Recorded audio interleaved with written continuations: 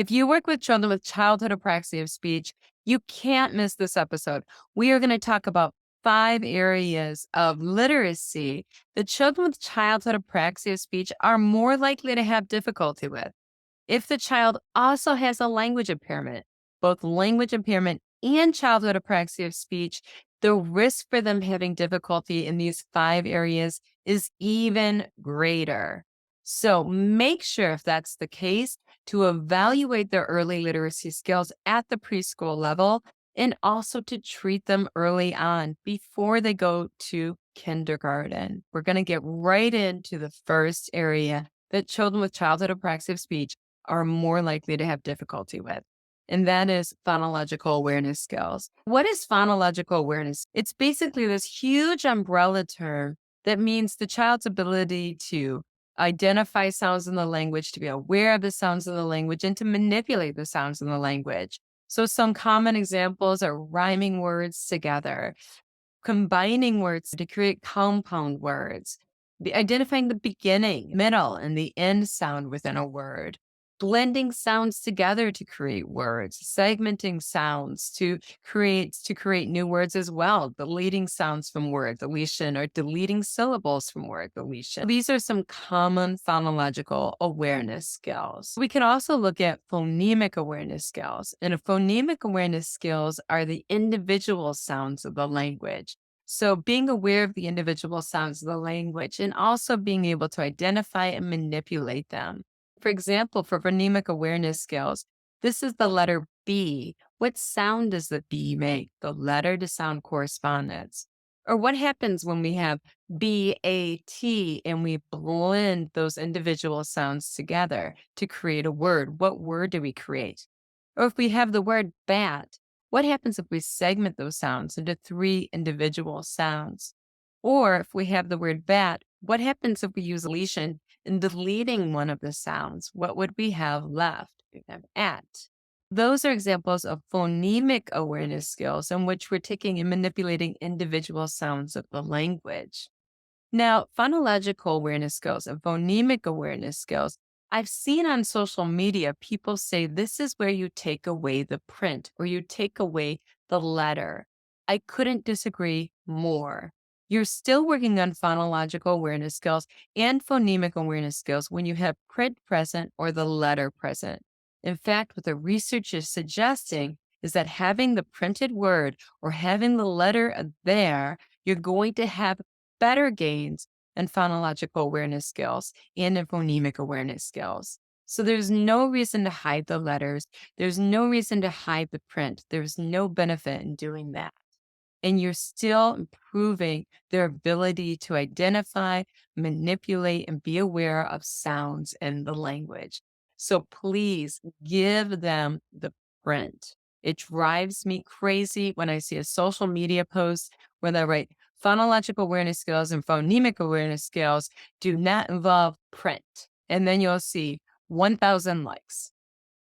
I don't get it. It drives me crazy because, first of all, it's not true. But second of all, that's not best practice. Best practice is to pair the print with the sounds. Let's go on to number 2, the second literacy skill that children with childhood apraxia of speech are more likely to have difficulty with, and that's known as phonological processing. Now, when we think of phonological processing, I want to give you a couple examples of tasks that test phonological processing.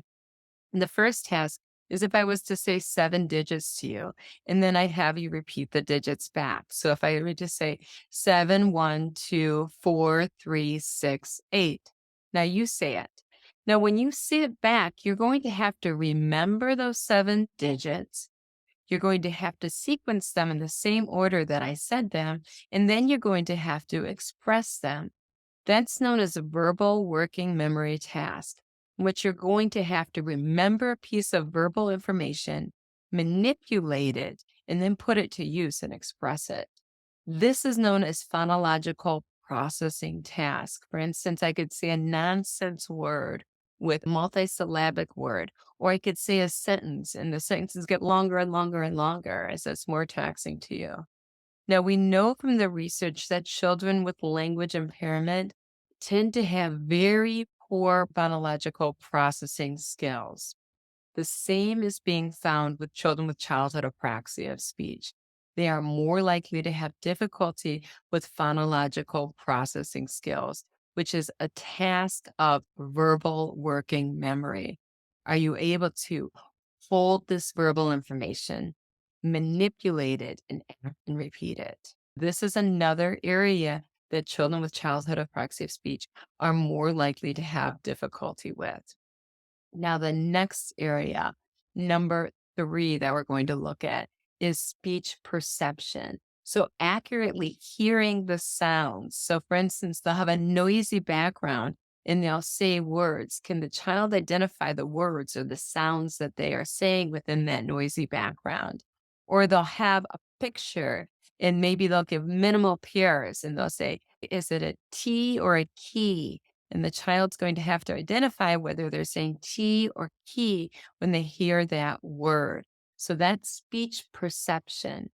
Now, we know from the research over and over again through the years that when you have inaccurate speech production, it's highly correlated to inaccurate speech perception.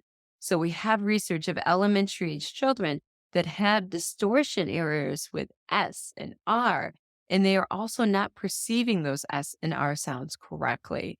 So perception and production are highly correlated with each other. So you can understand a child with childhood apraxia of speech having difficulty saying these consonants, these vowels in the language, would also have difficulty perceiving them accurately. They go hand in hand. Next area that we're going to talk about, number 4 of literacy, that children with childhood apraxia of speech are more likely to have challenge with, is print. Now, this is a particular interest to me because we know with childhood apraxia of speech, we're starting to see differences in their cerebellum, but we also see differences in the cerebellum of children with dyslexia.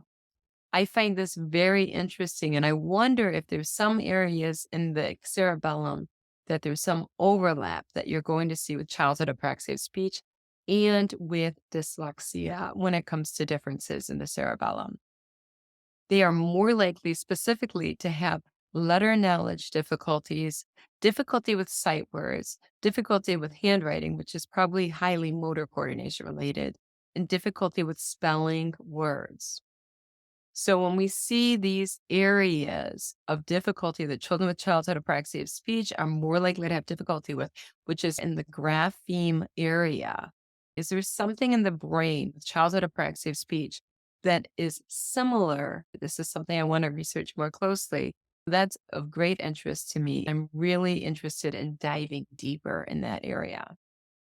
The last area that we're concerned with are narrative skills. And this area is an emerging area of research in which there's only a few case studies on it.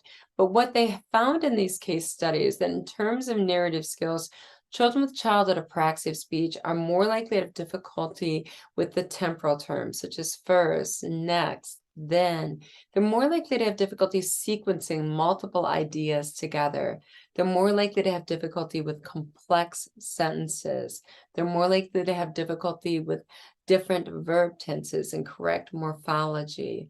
They're more likely to have a limited vocabulary. So all of that ends up more difficulty telling a story. And the problem with that is that we know that children with childhood apraxia of speech are more likely to have greater difficulty with academic and social emotional demands. So then you get a scale tipping in which their capacity is challenged by greater difficulties in social and emotional demands, which may also be exacerbated when you have a language impairment on top of literacy impairment. So what we want to do is be able to give the children the ability to tell a story. When they have the ability to tell a story, they can express their frustrations. But if you don't have an ability to tell a story, they would be very much locked in and unable to describe the frustrations of the demands of their environment exceeding perhaps their capacity. So I want you to take all of this information about literacy, and I want you to roll up your sleeves and make the world a better place one child at a time. If you want to read more on literacy intervention strategies, I have an entire chapter devoted to literacy intervention in treating speech sound disorders. Also, I have a great proven approach for treating childhood apraxia of speech, and I have treatment cards that all you need to do is print, cut out, and laminate and put to use to see great results. So thank you so much for joining me. I'll see you next week.